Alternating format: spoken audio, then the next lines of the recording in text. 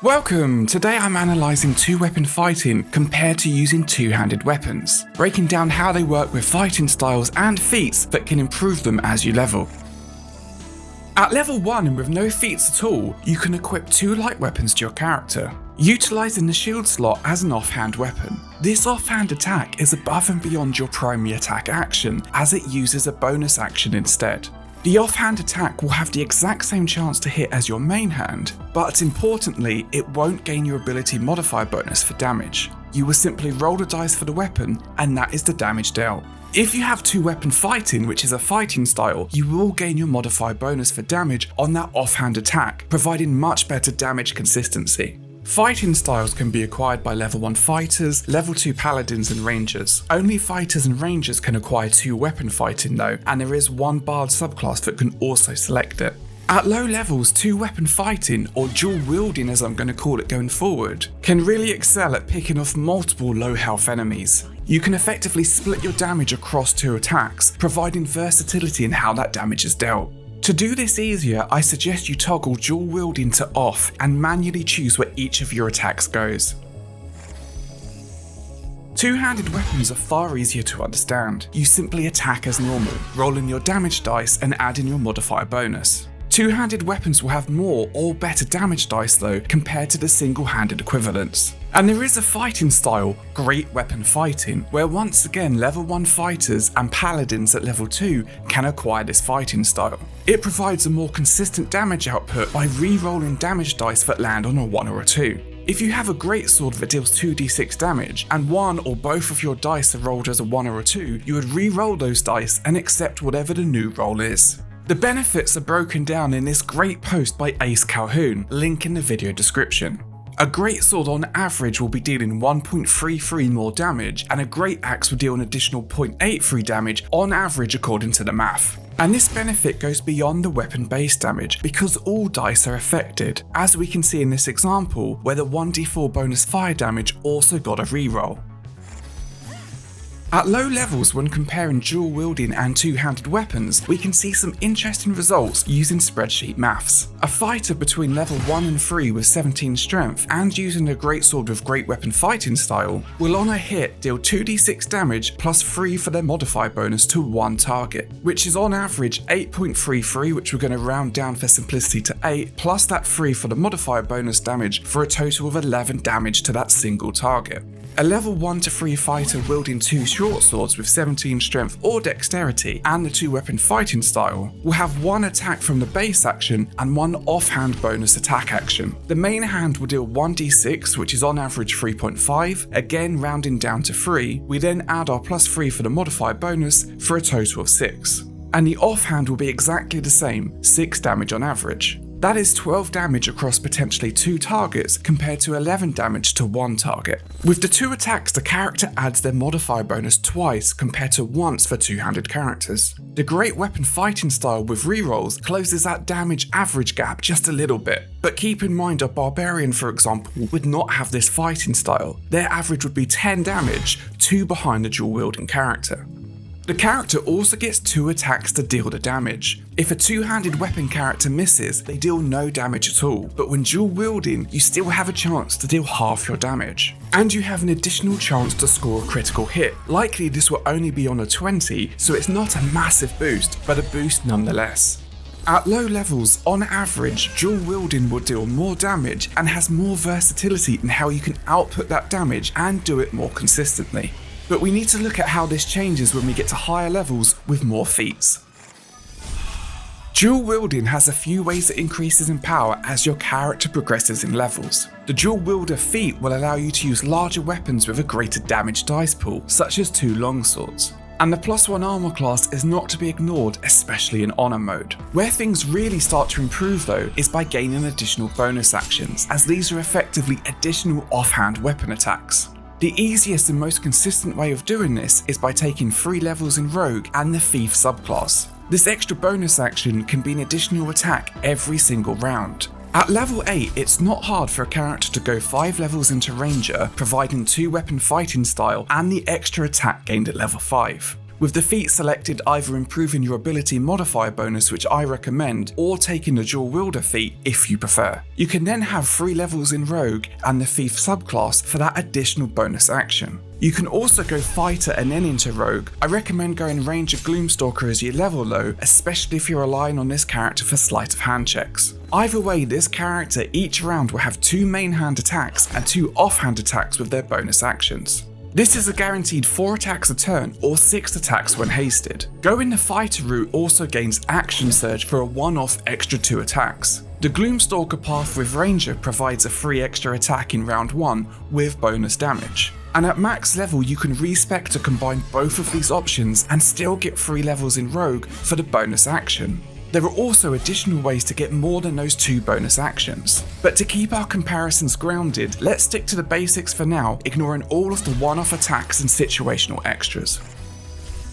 One of the most insane ways two-handed weapons improve is with the feat Greater Weapon Master. The character receives a -5 to hit, which is painful, but you gain a crazy additional 10 damage when the hits land. This can be toggled on and off, helping you to decide when it's worth it or not per target. The -5 to hit opens up a greater chance for dealing 0 damage. This can be mitigated with something like Reckless Attack on the Barbarian, getting advantage on the attack roll, or using something like Risky Ring. Reckless Attack impacts the defensive abilities of the character, providing advantage to the enemy's attacks. In Honor mode, that can be really dangerous. Although even this can be mitigated somewhat with items or other characters' abilities. Greater Weapon Master in addition can provide an extra attack via a bonus action. This is triggered on a critical hit or killing an enemy. This is situational but does provide a pretty good chance of triggering and increasing our damage potential with that extra attack. To determine damage potentials, we must first understand how many attacks the characters will have. The dual wielding character in our example will have a guaranteed 4 attacks each round. Two-handed weapon characters will have 2 guaranteed attacks with their primary action, and a situational 3rd attack as a bonus action if greater weapon fighting triggers. Level 11 fighters with improved extra attack will have 3 guaranteed attacks with the potential for 4. And barbarians can get an equal equivalent from round 2 in a fight using Frenzy Strike, and if they gain a second bonus action such as Splash into Thief, they can also trigger Great Weapon Fighting for the potential of 4 attacks each round. Our best case scenario with dual wielding characters is using 2 longswords for damage. The average of a D8 is 4.5, which we're going to round down to 4 for consistency. Then add the +4 modifier bonus for each attack dealing 8 damage. The main hand and the offhand will be exactly the same, so that will leave us with 8 damage times the 4 attacks. That's 32 damage without haste. With haste it's 48 damage. The average damage of a Great Axe with Great Weapon Fighting is 7.33. We're going to round that down to 7 and then add the same +4 modifier bonus to bring the average to 11. But then we have +10 damage for Great Weapon Master, totaling 21 damage each hit. 21 damage times 3 attacks is 63 damage, or 84 if Greater Weapon Fighting triggers for that additional attack. With haste, it's 126 damage, or 147 damage if Greater Weapon Fighting triggers. That is a huge difference in damage potentials, and two-handed weapons appear to wipe the floor with dual wielding. But it doesn't quite tell the whole story. When dual wielding, you have more consistency. Your damage output potential is lower, but it is more consistent. The 4 attacks are almost guaranteed each turn, unless you must jump or drink a potion, for example. Attacks are also more likely to hit as you don't have that -5 to hit and that increased chance to miss, dealing no damage. You gain +1 armor class, which is handy, especially if the two-handed weapon character is relying on something like Reckless Attack to overcome the negative hit chance. Two-handed weapon characters replace those benefits with the potential for a huge amount of raw damage instead, knocking enemies out of the fight faster and therefore saving damage by reducing the amount of attack actions the enemies can throw at you. But there is another benefit for dual wielding. You get more bonuses and abilities on those equipped weapons. It's 2 to 1, and this can help us with our build choices. Critical hits double the damage dice rolled. They don't double the damage you deal because modifier bonuses and flat damage boosts, such as the +10 provided by Greater Weapon Fighting, are not doubled up. But all of the dice that are rolled as part of the attack are rolled twice. This includes any additional bonus damage dice that are part of the attack roll. This is important because dual wielding characters have a few different options to improve their critical hit range compared to the two-handed character equivalent. Most notable is Knife of the Undermountain that can be picked up in Act 1, and Bloodthirst from late in Act 3. This can give dual wielding characters a critical hit range 2 ahead compared to two-handed weapon characters. It's not that hard in Act 3 to get a critical hit range between 15 and 20, and even lower including certain items and situational bonuses. This is compared to say 17 to 20 for our two-handed weapon characters. With criticals on a 15, you have a 30% chance of getting one. With advantage, that increases to 51%. This is compared to 20% per attack or 36% chance with advantage for our two-handed weapon characters.